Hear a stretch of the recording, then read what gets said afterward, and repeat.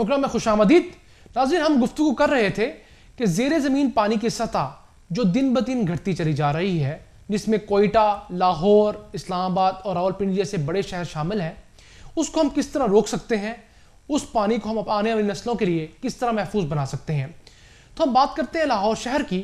अनिल साहब, अल्लाह ताला ने हमें लाहौर शहर के बिल्कुल साथ रावी का एक दरिया दिया था, जो हमारी अपनी नाअहली की वजह से, सिंध तास मुआहदे की वजह से बिल्कुल बंजर हो चुका है। जो हम कहता हूँ बंजर ही हो गया है, क्योंकि उसमें पानी तो है ही नहीं।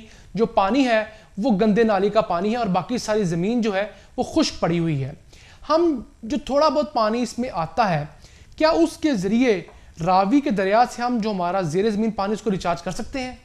देखें जी, ये अल्लाह ताला ने एक गिफ्ट था लाहौर के लिए, मैं समझता हूँ रावी की शक्ल में। तो ये 1960 में ये इंडस वाटर ट्रीटी हुआ विद इंडिया, ठीक, उसका हमने वो राइट्स उनको दे दिए। तो उसके बाद इंडिया ने अपने अपर एरियाज़ में डेवलपमेंट करनी शुरू कर दी और 2000 में वहाँ पे थीन डैम बना रावी के ऊपर, माधोपुर से ऊपर। जी बिल्कुल ऐसा ही है। ठीक है जी। तो अगर पहले लाख लाख क्यूसेक भी पानी चलता था यहाँ पे रावी में, हाँ जी, तो जब से वो डैम बना है, हाँ जी, उसके बाद तकरीबन ये खुश्क हो गया है। हाँ और कभी कभार पानी आता है और वो ज़्यादा भी आएगा तो 30,000 क्यूसेक, और वो तब आएगा जब उनकी हर कैपेसिटी जो फुल हो चुकी होगी, वो डाइवर्ट नहीं कर सकेंगे। तो ये बाई चांस है कि पानी हमारे पास आ जाए। ठीक है। तो अब हमें इसका मतलब जो नेचुरल रिचार्ज था लाहौर के लिए, वो तो हमने मुआदा करके उससे तो हमने ख़त्म कर दिया। ठीक है। वो तो हमने ज़्यादती कर दी हम अपने साथ। तो अब उसको रिहेबिलिटेट करना है कैसे? तो इसका मतलब है हो सकता है किसी वक्त में हमें इतनी पानी की यहाँ पे शॉर्टेज हो जाए लाहौर में कि हमें इसके लिए दरियाई पानी जो है, रिवर वाटर जो है, वो एलोकेट करना पड़े, जैसे हम लोग कराची के लिए कर रहे हैं। कराची में ऑलरेडी ये सिंध से पानी जा रहा है। ठीक है। तो इसके लिए हमारे पास अगर रावी में कोई पानी को पाउंड अप करने का in the form of barrage हम कोई तरीक़ेकार कर लें जी, तो पानी वहाँ खड़ा करके हम इसको रिचार्ज कर सकते हैं। लेकिन उससे पहले हमें जो आपका सीवरेज जा रहा है जी, जो वहाँ पे लीक कर रहा है नीचे की तरफ जी, और बहुत उसमें पोल्यूशन लोड है, बिल्कुल ऐसा उसको भी हमें ख़त्म करना होगा।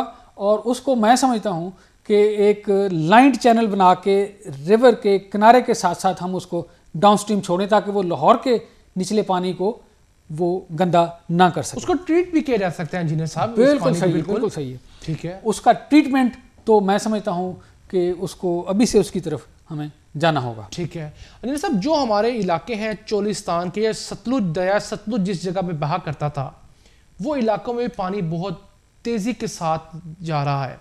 लाहौर के अंदर तो हम ये कुछ हद तक आप कह लें कि हम लोग दरिया चनाब से या मंगला डैम से हम लोग हमारी कैनाल आ रही है जी, मराला लिंक कैनाल जो हमारी है, जी, जी, उससे भी हम रिचार्ज किसी हद तक कर सकते हैं। लेकिन जो हमारे सतलुज चोलिस्तान के रहने वाले लोग हैं, उनके लिए हम क्या करेंगे? वहाँ पे तो पानी है ही नहीं। बिल्कुल सही है।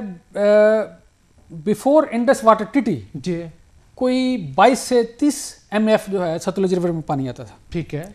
वो राइट्स हमने इंडिया को दे दिए और इंडिया ने डेवलपमेंट करनी शुरू कर दी, और अब वो फिगर जो है 0.4 MAF से ज़्यादा नहीं है। 0.4 जी, इसका मतलब है ज़ीरो हुआ तकरीबन। बिल्कुल ऐसा ही है।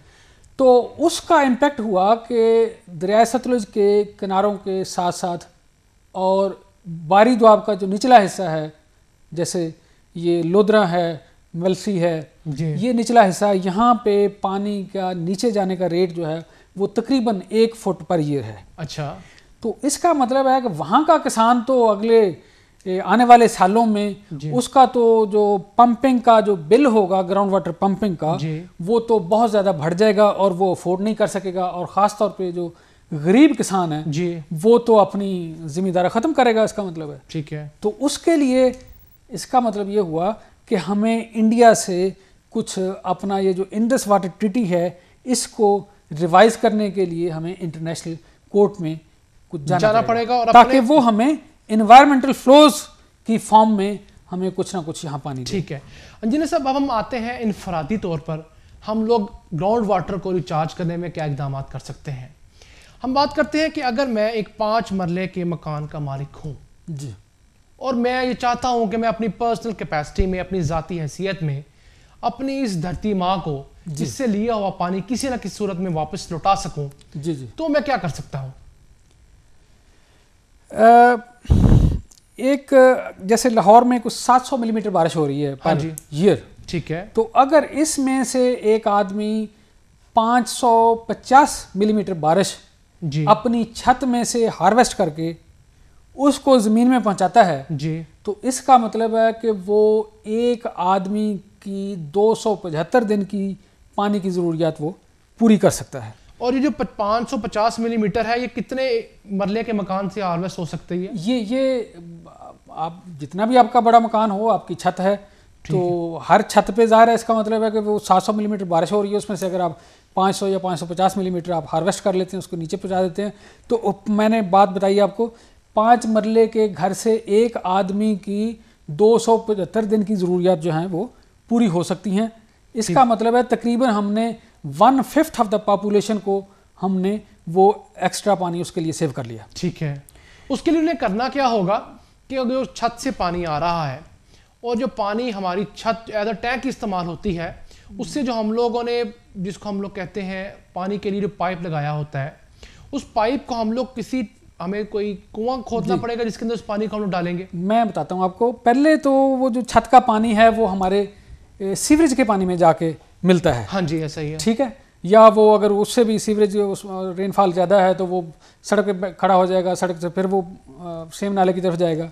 ठीक है। तो हमें उस पानी को अलग से कंट्रोल करके एक उसको पाइप के ज़रिए नीचे उतार के नीचे हमें एक टैंक बनाना पड़ेगा, परफोरेटेड टैंक उसको कहेंगे।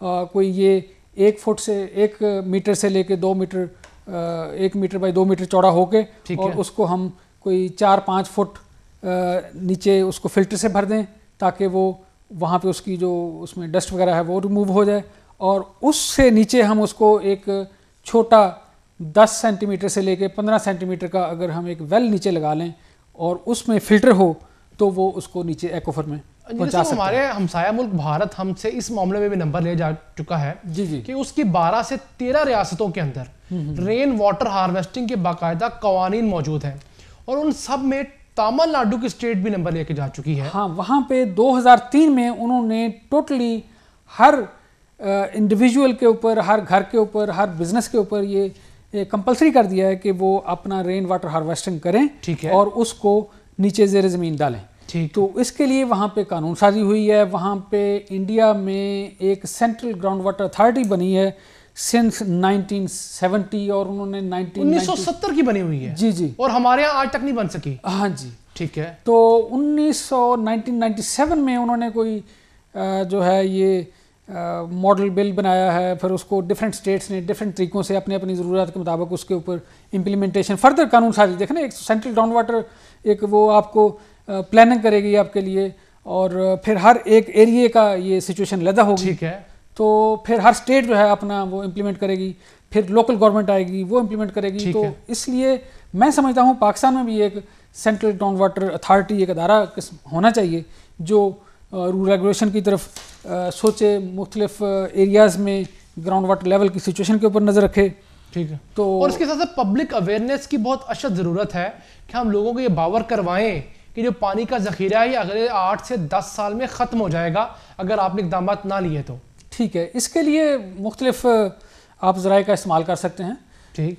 मैं समझता हूँ कि हर टाउन में इतने इतने बड़े पंप लगे हुए हैं जी, वहाँ पे पंप के साथ एक मॉनिटर करने की आपके पास एक वो प्रोविज़न मौजूद है कि जी यहाँ पे ज़ेर ज़मीन पानी की गहराई कितनी है। ठीक है। तो लाहौर में जैसे हम एग्जांपल लेते हैं जी, तो अगर हम लाहौर के सेंटर में जाएं तो 140 फुट गहरा पानी है, अगर उससे थोड़ा सा पेरीफेरी की तरफ मूव करते जाएं तो उसकी गहराई कम होती जाती है। अच्छा। तो ये एक मैप की शक्ल में भी हम दिखाएंगे। जी। तो वो अगर हर टाउन अपना रीडिंग लेके मंथली एक रीडिंग लेके डिस्प्ले करे जी, अपनी एंट्रेंस के ऊपर कि जी इस महीने यहाँ पे ये डेप्थ टू वाटर टेबल रहेगी, तो हर बंदा जो एंटर होगा टाउन में उसको पता होगा कि पिछले साल तो ये रीडिंग थी यहाँ पे और इस साल इतने फुट कम हो गई है, इतने फुट नीचे चला गया पानी। ठीक है। तो वो परेशान हो जाएगा कि ये पानी तो मैंने मेरे बच्चों के लिए, अगले आने वाले बच्चों के लिए कहाँ से। हम ये भी साथ लगा सकते हैं कि इतने फुट बाद पानी खत्म हो जाएगा। जी ठीक है, बिल्कुल सही है आपकी बात। तो पानी अल्लाह ताला का शुक्र है कि लाहौर में एक्वाफर तो काफ़ी डीप है, लेकिन सबसे बड़ा मैं समझता हूँ उसको हम जो ऊपर से उसमें पोल्यूशन डाल रहे हैं जी। जैसे आपको याद होगा पहले वक्तों में 300 फुट पे बोर करते थे। हाँ जी। अब लोग 600 फुट और 700 फुट और 800 फुट पे जा रहे हैं बोर करने। उसकी वजह यह है कि ऊपर वाला पानी हमने पॉल्यूट कर लिया है। ठीक है, वो पीने के काबिल नहीं रहा, पीने के काबिल नहीं रहा। हम ज्यादा गहराई में जाकर इसलिए हम ज्यादा मीठा पानी तलाश कर रहे हैं। तो इसका मतलब है कि दो डिफरेंट किस्म के खतरात हैं हमें ये चाहिए कि हम आज उठ जाएं, वरना बहुत देर हो जाएगी इंजीनियर साहब। बिल्कुल सही है। तो हमें हर महाज पे लड़ना होगा, हमें पानी का इस्तेमाल भी कम करना होगा और हमें इसको रिचार्ज और बेहतर इस्तेमाल करना होगा। बिल्कुल सही है। बहुत शुक्रिया इंजीनियर साहब हमें ज्वाइन करने के लिए। थैंक यू, आपका बहुत बहुत शुक्रिया।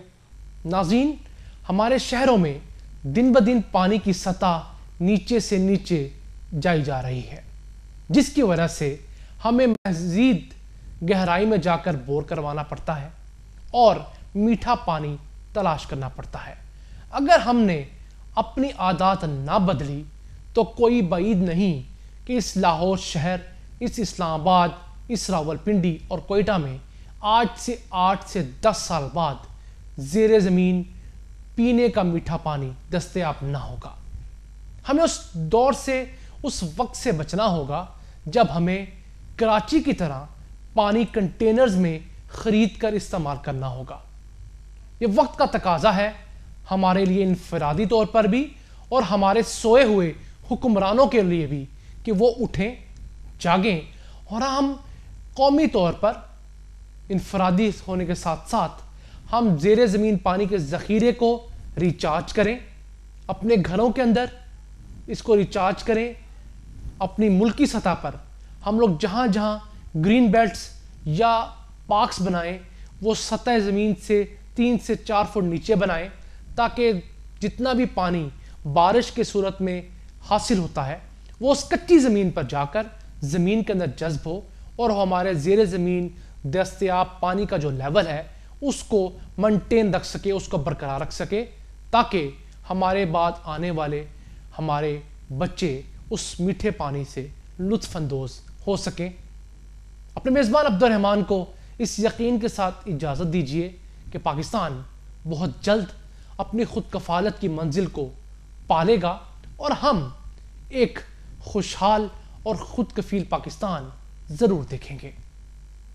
हमें प्रोग्राम के बारे में फीडबैक देने के लिए ज्वाइन कीजिए facebook.com/खुदकफीलपाकिस्तान।